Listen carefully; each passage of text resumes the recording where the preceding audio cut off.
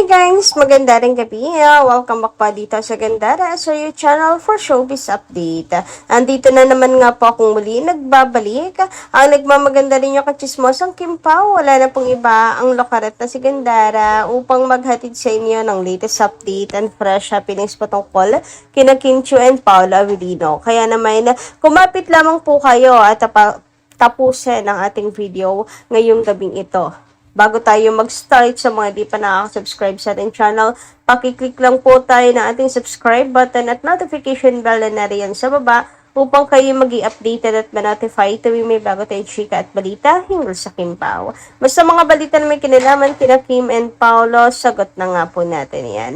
And tonight, ang mainit natin pag-uusapan ay may kinalaman nga po dito sa sinasabing cold ni Paolo Avellino kay Kim na walang pakialam kay Kim Chiu na for the love team lang talaga ang dalawa na binasag na ni Paolo Avellino yung tungkol doon. Pero isa na naman pambabasag ang ating maririnig mula naman po kay Direk Jo. Alam niyo naman yung mga issue na yan. So ito nasagap natin chismis, paano nga daw po magiging off si Paolo kay Kim. Lagi magkayakap daw yung dalawa pagka-cambis dito sa thumbnail ni Sikat Scoop. Samantala, ayun naman dito sa kanyang caption, so ayan, dito natin yan nakuha sa Facebook po ni Sikat Scoop. Ibinunyag ni Direk ang walang cold na katotohanan. Ganito pala kalambing si Paolo Avellino kay Kim Chiu sa set, sa gitna ng mga talamak na intriga at paratang. Si Direk Jojo mismo ang naglabas ng liwanag.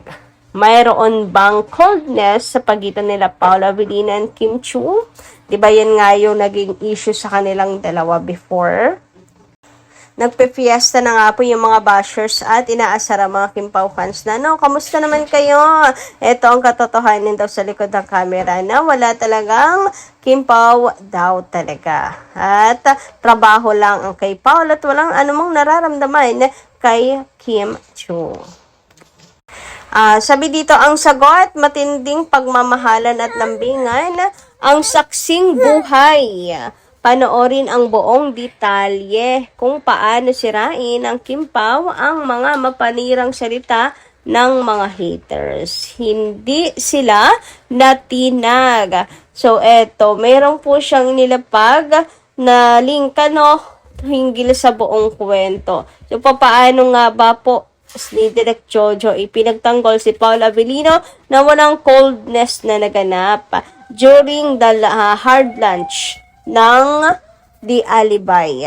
So, sa kanyang headline, ibinunyag na ang sekreto. Direk Jojo nagbigay liwanag sa tunay na estado ng Kim Pao, walang cold na nagaganap.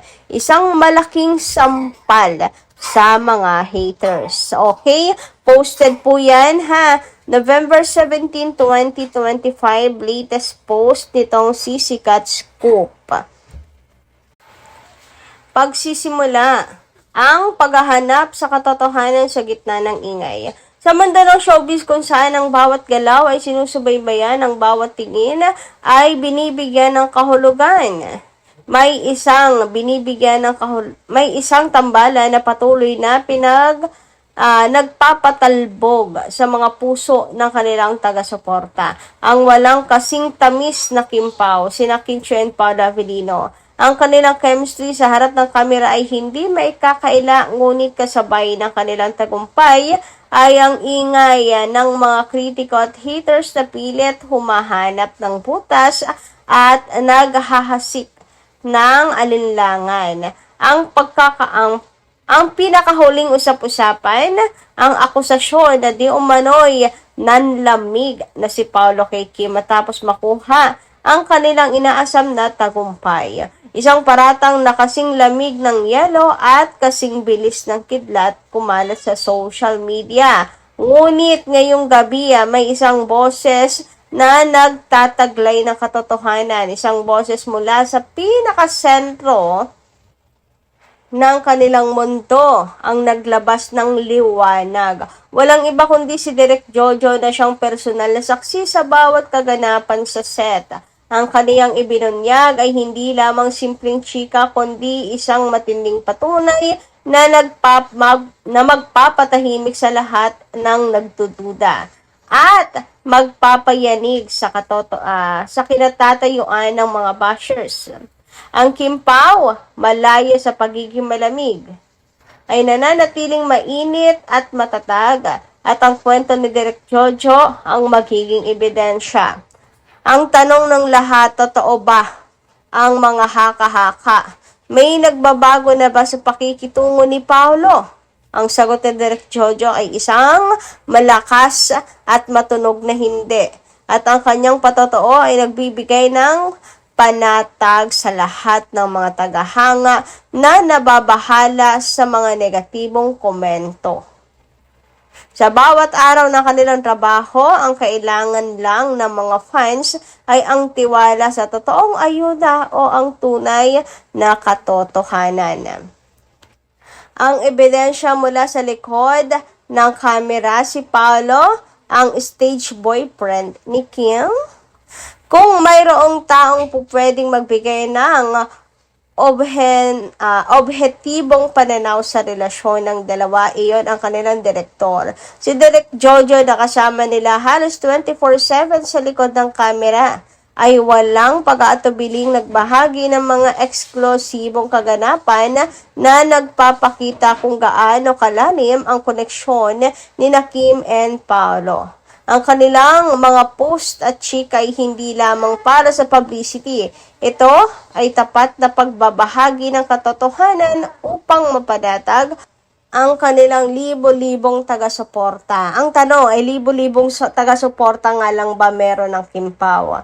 Worldwide, di ba po, ang supporters ng Kim Pao? So, hindi lang libo-libo, na million pa. Palaging pinapakilig ang mga fans, kaya ito ang kagandahan sa team nila. Always nagpo-post ng mga nangyayari off-cam. Ito ang kanyang naging pahayag na nagpapahiwatig ng kanyang misyon na labanan ang fake news gamit ang purong katotohanan at transparency. Ang pinakasensitibong detalye na ibinunyag ni Direk Jojo ay ang natural na pagiging lambing ni Paolo kay Kim sa gitna ng mahabang taping, sa stress ng trabaho at sa pressure na dala ng industriya. Nananatiling maasikaso at mapagmahal si Paolo. Hindi ito acting, hindi ito script. Ito ay isang kaganapan na nakikita at nasasaksihan ng lahat ng miyembro ng produksyon. Ang mga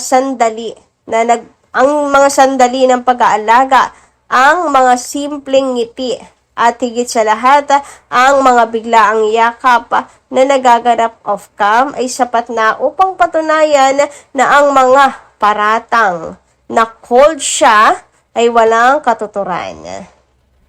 Sa katunayan, ayon sa mga ibinahaging komento at kaganapan ni Direk Jojo, ang lambingan ni Paolo ay kasing init ng kanilang mga eksena sa screen, kung hindi man mas matindi pa. Ang mga eksena na ito ay patunay na ramdam na may something na nga.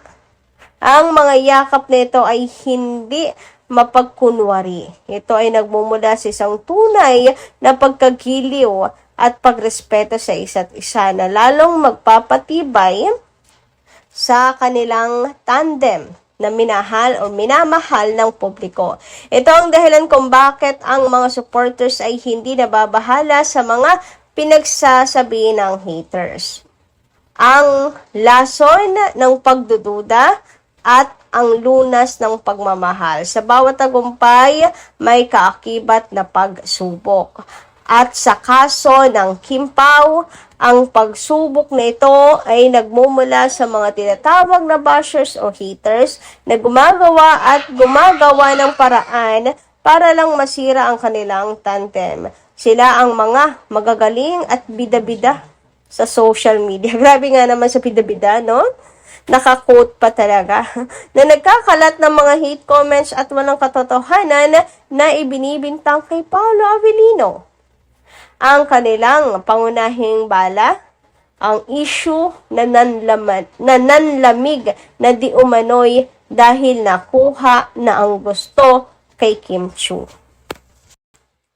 Isang napakabigat at napakawalang galang na paratang. Sa isang banda, ito ay nagpapakita ng kawalan ng respeto sa personal na buhay ng mga artista. Sa kabilang banda, ito ay nagpapakita kung gaano kababa ang tingin ng mga bashers sa isang tapat na pag-aalaga at pagmamahalan.